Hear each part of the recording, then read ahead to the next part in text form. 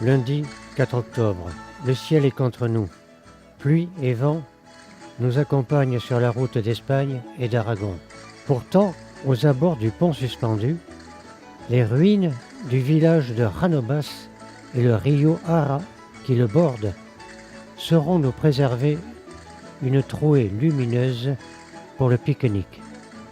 Ce sera, pour Marie-Madeleine, le moment de réaliser qu'elle a oublié son panier. Elle aura ainsi tout le temps de photographier le site.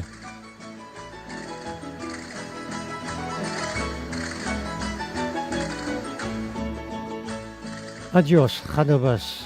Bon dia, Rebilla, la vallée des Esquen, comme nous l'avons vu et comme nous aurions dû la voir du belvédère. Teia, avec ses maisons couvertes de lauze et sa petite église à l'appareillage de pierre du pays. Redescendre de Teia pour découvrir peut-être les trois Marias qui ici ne sont que deux, pour arriver au Condor, à la cheminée caractéristique du Sobrarbe et du Somontano, ces cheminées au foyer central et à l'architecture qui rappelle les coupoles ou comment passer du carré au cercle. Première rando vers les villages abandonnés du Sobrarbe. Première rencontre dans le matin ensoleillé, ce sont les vautours fauves. Peu avant la découverte du village Las Bellostas et de son église, entourée du cimetière, aux tombes hors sol, car ici, la roche ne permet pas d'autres moyens d'inhumation. Voilà que le parc national du Mont Perdu se propose à notre admiration avec ses sommets légèrement enneigés après les précipitations d'hier. Mais où sont, mais qui sont les trois Marias? Pendant tout le séjour, nous ne serons pas tranchés. Non, Fernand ne s'est pas trompé. Il nous avait promis Las Bellostas et on a eu Las Bellostas protégé des vents du nord par le massif du Mont Perdu. Mais commençons notre rando avec enthousiasme car elle nous était promise avec un faible dénivelé. Pourtant, déjà ici, dans une large vallée, ça descend et ça monte. Certains dévalent la pente pour s'arrêter sur le pont du cours d'eau. C'est donc le Balsès supérieur qui coule ici. Pas très conséquent le rio, mais les arbres le rendent sympathique en se reflétant dans ses eaux étales. Un village abandonné. Irons-nous vers lui? Non. C'est San Hipólito qui apparaît dans le lointain. Approchons.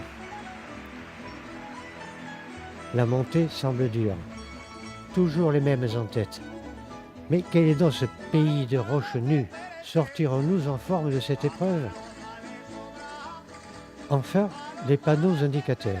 Voyons, nous venons de Las Bellostas et Fernand nous dit que nous devons passer à San Hipólito. Donc, tournons à gauche et découvrons le village abandonné. Montons jusqu'à l'église entourée d'un mini-cimetière envahi par la végétation pour apprécier ce porche intime dont l'appareillage branlant n'a plus longtemps à vivre. Quelques colchiques à côté de l'église nous rappellent que nous sommes en automne. Reprenons notre rando. Protégé ou peut-être surveillé par les esprits de San Hipólito, mais aussi épié par la vigie de Bagueste. Serions-nous égarés? Fernand nous assure que nous devons passer à l'Estosa. Poursuivons. Bientôt, un panneau nous rassure. L'Estosa et Bagueste, toujours tout droit. Tiens, Outine est dans le secteur. Tous, nous connaissons ce village abandonné, visité l'an passé pour certains, et quelques années auparavant pour d'autres. L'Estosa et en sentinelle, Bagueste. L'Estosa, toujours envahi par des ronces. Retournons-nous pour apprécier l'écrin dans lequel finit de mourir l'éthos. Dans la vallée du Petit Rue, le Haut Mescoun, que nous avons franchi à gué, quelques arbres affichent leurs couleurs automnales, tandis que les pentes arides montrent une végétation éparse. On avait dit que nous montions. Oui, c'est bien vrai. Le chemin caillouteux éprouve nos organismes qui digèrent mal leur sandwich de midi. Bagueste est tout proche. Les cabris sont déjà là-haut en vigie, observant les retardataires avec compassion ou ironie. D'en bas, on ne peut lire sur leur visage. Montera? Montera pas? Nous serons quelques heures à préférer l'ombre d'un églantier en attendant le retour des téméraires. Mais où sommes-nous? Fernand nous remettra sur le droit chemin, au sens propre. Et quand nous apercevrons Santa Maria, nous serons rassurés. Le géreur n'est pas loin. Mais qui nous a dit qu'il n'y avait pas de grand dénivelé? Heureusement, nous descendons. Nous ne pouvons même pas nous reposer sur ces magnifiques coussins de belle-mère. D'autres avant nous y ont pensé. Mais ils n'ont pu que confier au cairn leur souffrance en apportant leurs pierres à l'édifice. Enfin le Rio. Bientôt nous serons arrivés. Fernand nous promet encore une rude montée, mais je ne prendrai plus de photos ce soir.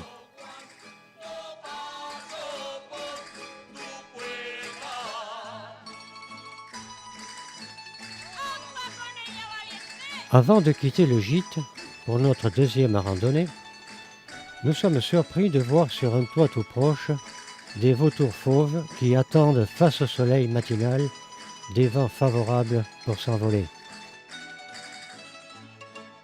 Départ pour le barranco du Berro qui s'offre à notre regard depuis le départ de la rando, grandiose, inquiétant, majestueux. Mais zoomons sur ces drôles de cavernes, de niches creusées par l'eau il y a bien longtemps dans la falaise. Seraient-elles habitées? Approchons encore. Des taches blanches en contrebas de certaines cavités nous indiquent que des vautours habitent ici. Continuons d'explorer la falaise, tout près de l'arête à gauche de la photo, en aval du barranco.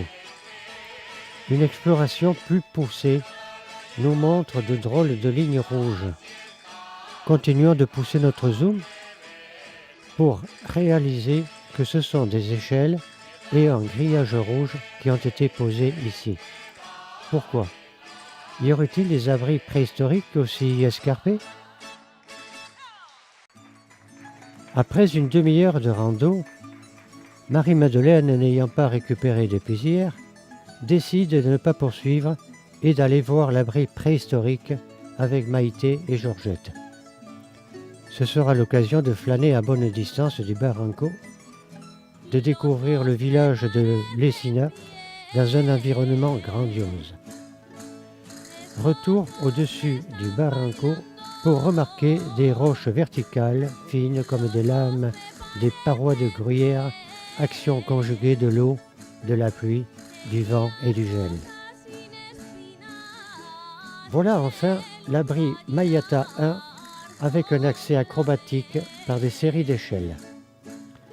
L'art préhistorique de l'endroit est bien fruste. Il serait de type schématique. Le travail caractéristique en marmite de l'eau est bien plus impressionnant. L'abri Mayata 2 est plus facile d'accès. Comme le premier, une grille protège les signes dessinés par les hommes préhistoriques entre 5000 et 1500 ans avant Jésus-Christ.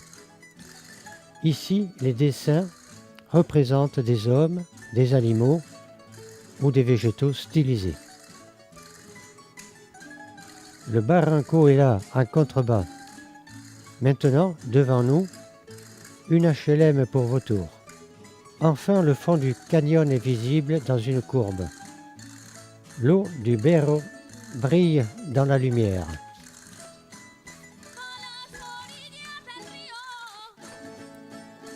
Les voix de nos randonneurs nous parviennent. Dans cette futée, où sont-ils? Un zoom sur le secteur nous les fait découvrir. Les trois filles rejoignent Joseph et commencent en voiture leur descente vers Alquezar. Le paysage au col San Caprazio est sublime. Le petit village d'Asque, à l'écart de la route, et ses vergers d'oliviers et d'amandiers. Colongo, où nous décidons de déjeuner, mais sans nous laisser tenter par cette publicité en céramique et en admirant une très belle cheminée caractéristique de la région. Nous attendrons le groupe ici, à Colongo, avant de descendre vers Alquezar, où nous nous arrêterons voir le pont médiéval recommandé hier par Georgette. Fernand, Jean et Gérard comptent les pierres du pavement du pont, tandis que Marie-Claire, en compagnie d'André, se demande si elle va plonger. Plus sérieusement, attardons-nous sur le panorama d'Alquezar, sur la collégiale dont on devine la porte d'entrée en bas du mur d'enceinte, et sur l'église Saint-Michel, aux allures d'église orthodoxe, avec ses toits multiples et ses clochetons. Remarquons aussi l'albâtre des ouvertures qui donne la lumière à l'intérieur de l'édifice. Courte promenade dans le village, aux maisons armoriées, et retour au gîte.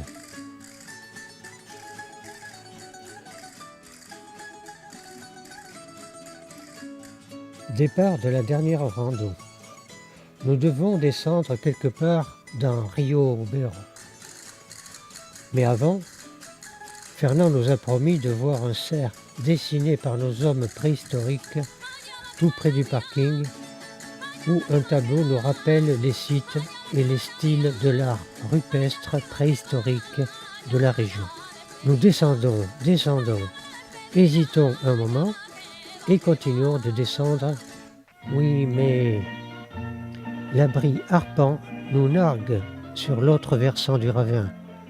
Il est très discret, mais Fernand le reconnaît. Un zoom montre un mur construit devant l'abri. Les efforts de quelques-uns d'entre nous pour approcher de l'abri sont restés vains. La marche se poursuit dans un environnement hostile.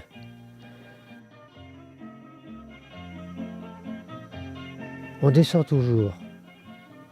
Est-ce un défilé? Non, très vite cette faille s'élargit. Elle est moins impressionnante dans le soleil. Enfin le Rio Beiro. Vers l'aval. Vers l'amont. On entrevoit le pont et les hauts escarpements qui bordent le Rio. Au pied du pont, Fernand supervise les préparatifs pour marcher dans le Rio. Nous n'allons pas assez vite. Jean tente d'augmenter la cadence, mais il n'est pas entendu et le groupe suit tranquillement son rythme. Ma foi, il n'y a pas trop d'eau et sa température est très supportable. L'arrière-garde commente la situation et avance avec précaution. Jusque la photo ultime